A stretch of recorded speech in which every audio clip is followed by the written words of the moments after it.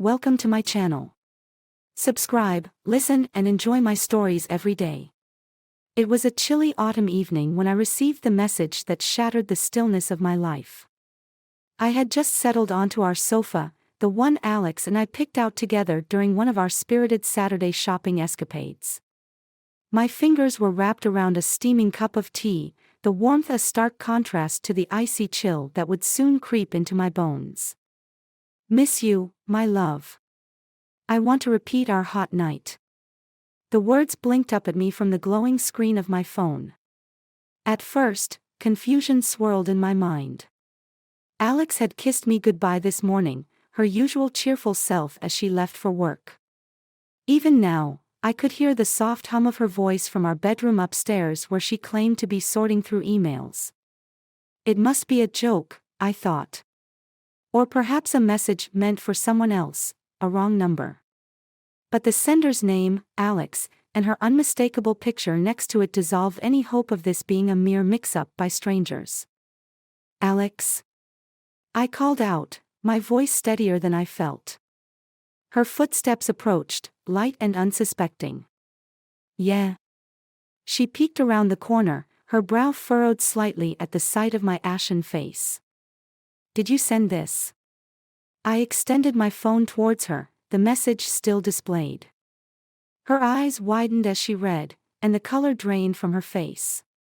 Oh God, she clutched the doorway for support, her voice a whisper. Who's it for, Alex? Who do you miss? My voice cracked, the bitter sting of betrayal clawing at my throat. She opened her mouth to speak, closed it, then swallowed hard. I can explain, please, let's talk about this. But the hurt was too deep, the image of her with someone else too vivid in my mind. Explain? You cheat, and you want to explain? I scoffed, the sharpness in my tone foreign even to my own ears. It was a mistake, she pleaded, stepping towards me with outstretched hands. I recoiled from her touch. A mistake that you text your lover with the same endearments you use for me?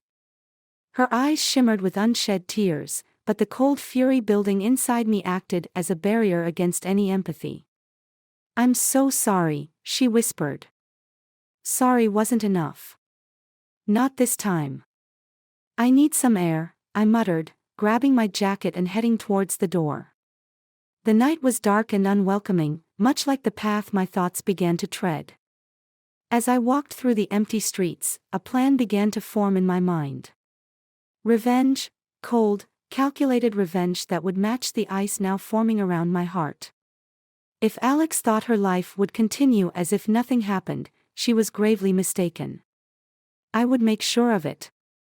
Tonight marked the end of our love, the beginning of retribution.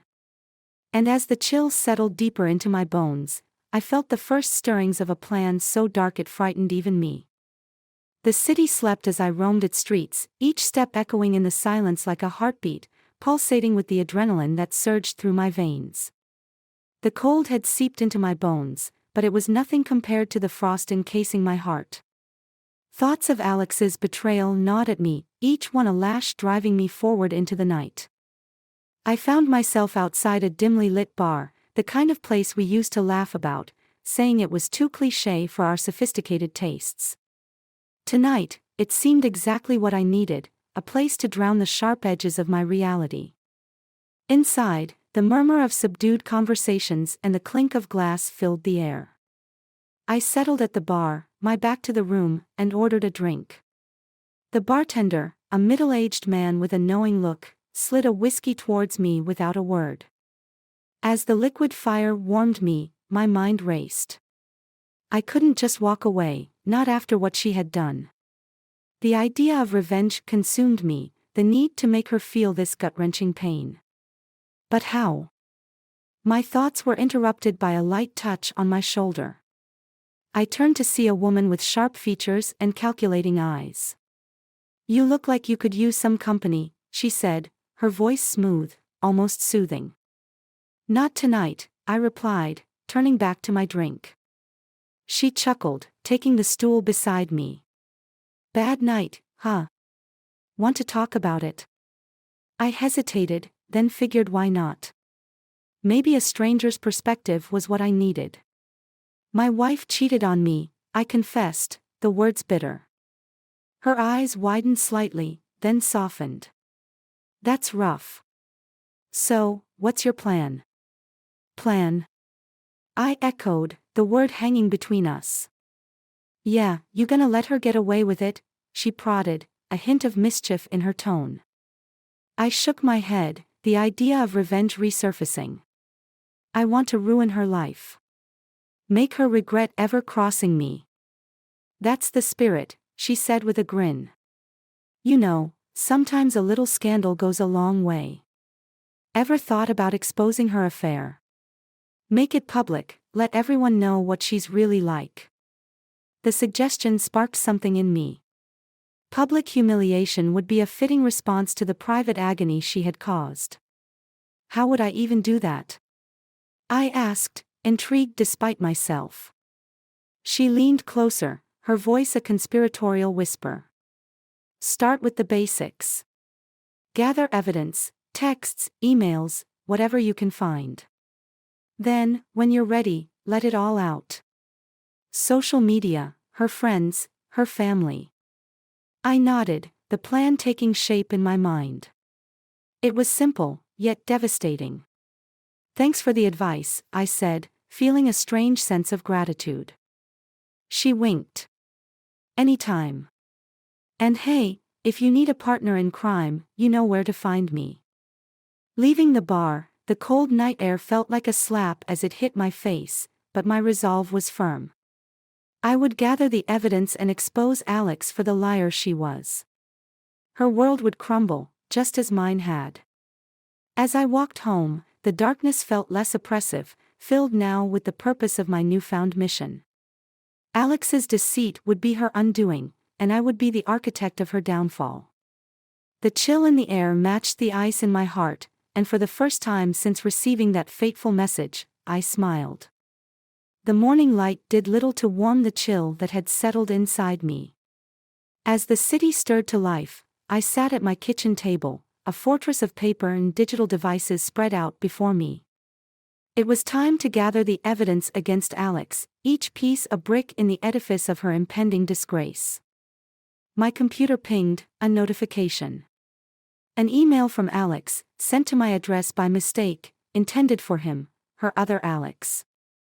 It was an invitation to meet at a quaint cafe downtown, a place we once called our spot. The irony was as bitter as the coffee I imagined they would share. Grabbing my camera, a tool of my trade now turned instrument of surveillance, I headed out. The crisp air bit at my skin as I parked a block away from the cafe, ensuring a quick getaway if needed. From my vantage point across the street, I watched as Alex arrived, alone. Minutes ticked by, each one a thorn in my side, until he appeared. They hugged, a casual intimacy that twisted the knife further into my heart. I snapped photos, the shutter clicks a staccato accompaniment to the roaring in my ears. The evidence was mounting, each image a confirmation of her betrayal. As they settled into their seats, I couldn't resist the pull to hear their conversation. I moved closer, finding a spot near a window with a clear line of hearing thanks to my directional microphone, a piece of equipment meant for capturing vows at weddings, now repurposed to capture deceit. Their laughter floated out, tinged with the ease of familiarity. I've missed this, he said, his voice a low rumble. So have I, Alex replied, her laughter hiding daggers. It's been too hard to get away recently. I know, but this makes it worth the wait, he said, reaching across the table to touch her hand. The scene was enough. I had what I came for. But just as I was about to pull back, my phone vibrated. A message from the woman I met at the bar last night. Any luck today? I replied with a terse, got what I needed. Planning the next steps. Need help spreading the word, she texted back. A part of me recoiled at the idea of involving a near stranger in such personal vendetta, yet her offer was tempting. Meet me tomorrow. I typed. See you then, came her quick response. With a final glance at the traitorous duo, I retreated to my car. The drive home was a blur, my mind racing faster than the engine. The evidence, photos, emails, texts, would be compiled and revealed, but not yet. Timing was crucial. At home, I transferred the photos to my computer, each one a sordid testament to Alex's unfaithfulness. I drafted an email, attaching every piece of evidence, and addressed it to her closest friends, her family, her colleagues. But I didn't hit send. Not yet. That night, as I lay in bed staring at the ceiling, the shadows seemed to whisper of dark deeds and darker consequences. My heart, once full of love for Alex, now harbored only schemes of retribution. The storm was gathered, soon, it would break, and her world would shatter under the weight of her own choices. Sleep eluded me as I pondered the morrow, the day her deceit would come to light. Alex's life, as she knew it, was about to crumble. The morning of the reveal dawned gray and overcast, as if the sky itself mirrored the turmoil brewing within me. Today, Alex's world would crumble, the storm I had meticulously gathered would finally break. I felt a cold detachment as I reviewed the email once more, my finger hovering over the send button. The photos, the messages, her deceit laid bare for all to see. With a deep breath that did little to steady my resolve, I clicked send. The fallout was immediate and explosive. Alex's phone rang incessantly, buzzing with the shock and outrage of friends, family, and colleagues. Her social media became a battleground of judgment and scorn.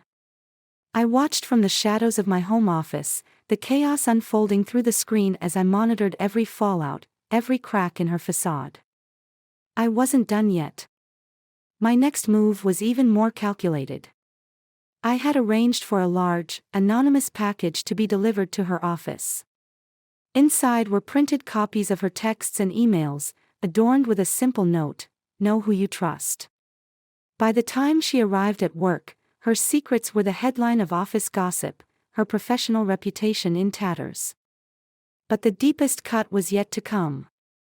Later that day, as the city swallowed the sun into its evening haze, I sat in the dim light of my living room, the only illumination coming from the flickering images on the TV. The doorbell rang, a sound that seemed to slice through the quiet evening. I opened the door to find Alex, her eyes red-rimmed and frantic. "You destroyed me," she said, her voice a hoarse whisper, trembling on the edge of fury and despair. "I only revealed the truth," I replied, my voice cold, devoid of the warmth it once held for her. "Why? Why did you have to go this far?" Her voice cracked, the weight of her new reality pressing down on her. "You brought this on yourself. You cheated, you lied. What did you expect?" I stepped closer, my presence overpowering. She shook her head, tears streaming down her cheeks. "I made a mistake. But this is cruelty. What happened to the man I married?" "He died when you decided your affair was more important than our vows," I said, the finality in my voice more cutting than I had anticipated. Alex looked at me, her gaze hollow. "I'm sorry," she murmured, but the words felt empty, too late to mend anything. "I don't need your apologies. I need you to leave." I was resolute, the decision cemented in my heart. With nothing left to say, Alex turned and walked away, her departure quiet, the finality of our parting marked not by heartfelt goodbyes but by a silence as cold as the revenge I had served. Watching her retreating figure, I felt a pang of something akin to sorrow, quickly smothered by the lingering bitterness. The night grew deeper, the silence in my house more profound. I had won, if one could call the wreckage of two lives a victory. Alex was gone, her life dismantled by her own misdeeds and my retribution. Yet as I sat alone, surrounded by the ghosts of a life we once shared, a chilling thought crept in: revenge had consumed me, but at what cost? I had imagined satisfaction, a sweet sense of justice in this moment. Instead, I found only a hollow victory and a future obscured by the ashes of the past. As the reality of my solitude settled in, I realized that in my quest to destroy Alex, I had also unraveled my own peace. The deception was revealed, the betrayer punished, and the threads of our lives severed irreparably. The hatred of betrayal had indeed parted us forever, but the victory tasted more bitter than sweet. In the silence that followed, I was left with nothing but the echo of my actions and the haunting question, was it worth it?